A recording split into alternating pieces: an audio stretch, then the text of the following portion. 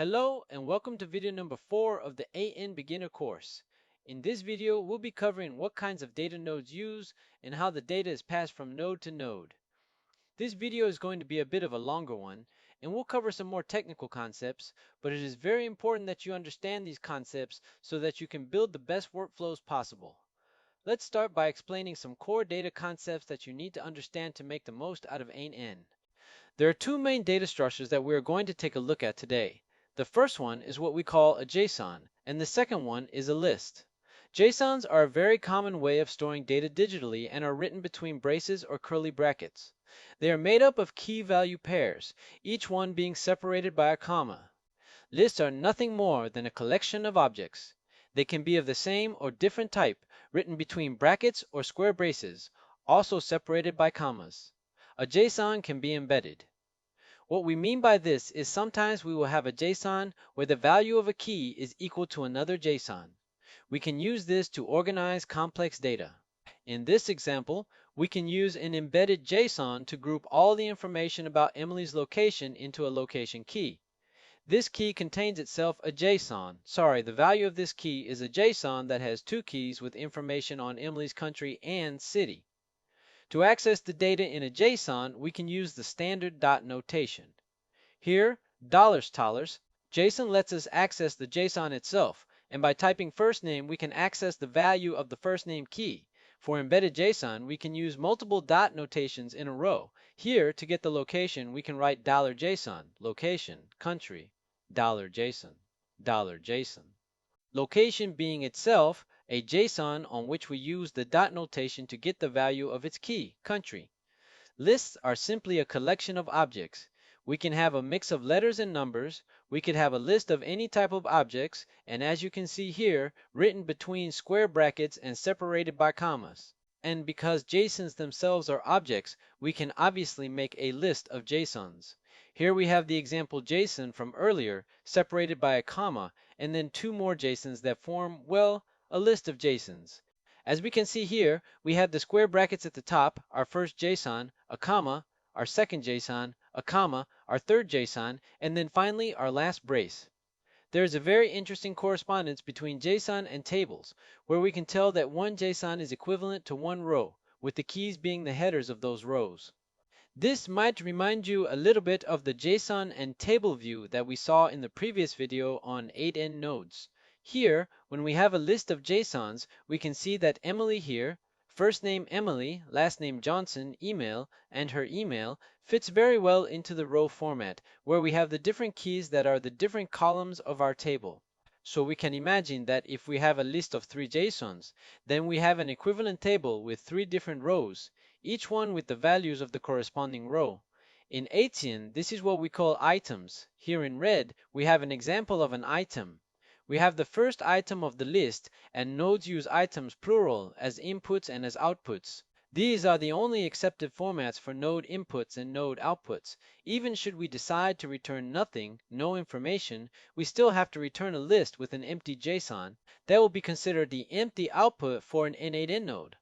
So now let's look into how nodes actually use these items when we're going to be executing them and building workflows. Each node executes once per item in the input data. So there are some exceptions that we will be covering in the advanced course, but in general, you can remember that each node executes once per item. For example, here we are using the date and time node to format different dates. The node will read each item, format the date, and then return it as an individual item. This is how we build workflows by transitioning items through different nodes. So here if we look into this screenshot, here we have a list of items, each with different dates, and here as the output we have again 3 items because it was executed once per item, and then we have the formatted date, which is the same associated date but in a different format.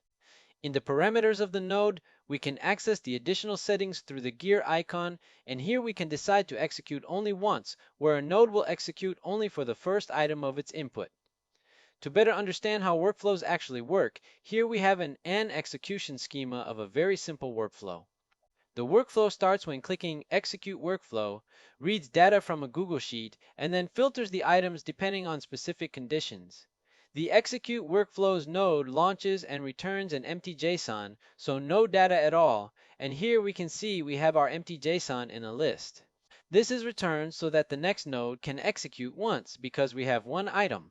The Google Sheets node then executes once and reads 3 items in the Google Sheet that it's reading from, and so it returns 3 items, JSON1, JSON2, and JSON3, each being linked to the corresponding row in the Google Sheet. So we can see it outputs 3 items. The filter node checks if each item satisfies a specific filter condition. Here we can see that only one of the items does, and so it only outputs one item. When building workflows, the whole point is to configure a node to execute depending on what's in the input data. We can do this by dragging the key from the table, JSON, or schema view. This will create what we call an expression. Expressions will, for each item, return the associated value to that key. The n8n interface will show you an example value from the first item. So using the same data as before in the schema view, we can drag the first name key into the filter conditions, and I can say I only want to allow through the filter if the first name is equal to something, for example, Emily. Here we have the expression editor, and we have an example result for item 1. So here, JSON. First name of item 1 is equal to Emily's. Remember, nodes execute once per item, and so as it executes for each item, the expression would have the value associated to that key. Everything between 2 braces or curly brackets is an expression, so we can use expressions for many different use cases. We can use item variables as we saw before. JSON. First name, or JSON. Last name, or JSON. Email. We can also use JavaScript.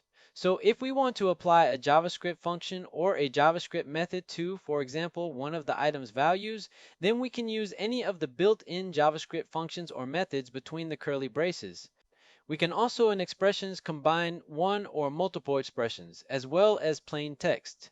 So here we have, using the Slack node, we have an example where we want to send for each item the first name, space, last name, and then between parentheses, the email, followed by a short message that will be the same for every person, just signed up to Acme. Here we have an example of what the message would look like for the first item. We can see that if we execute this node and we have 3 input items, we will get one message that is going to be different for each item in the input. Jumping back into n8n, we can cover how to use these expressions and look at it together in the tool. So here we have the workflow that we built in our last video, a manual execution followed by reading some data in a Google Sheet. And I'm just going to click Test Workflow so we have the data already executed here.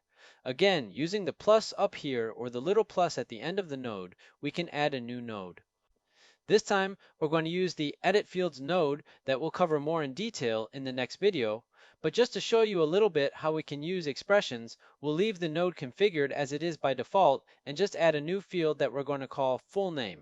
So obviously, full name is going to be first name followed by last name. So I can just drag the first name, drag the last name, and if I click test step, we're going to see that each item is going to have now a full name field with their first name followed by their last name. Here in the JSON view, we'll see it a bit better. Paul Harris's, Marcus Bennett. In the expressions here, as mentioned in the slides, we can see an example of what the result would be for the first item, Paul Harris's, what we see here. And in the expression, we can also add a little bit of JavaScript. For example, I could want the last name to be to uppercase. So this would make the first name as is in the input data, and the last name would be turned into uppercase. So here, if I execute this, if I test this step, we can see that now we not only have the full name, but we have the full name with the last name that is uppercase. Thanks for listening to the 4th video of the n8n beginner course where we covered the key data concepts of n8n. On PulseAI, our mission is to empower you with these skills. In our next video, we'll be using everything we learned in these videos to finally start building our first workflows. If you are working on a workflow and have a hard time understanding why your input and output data are the way they are, feel free to come back to this video and make sure you have a thorough understanding of both items and lists and JSON, as these are key concepts to understand when building workflows and using expressions. See you in the next video.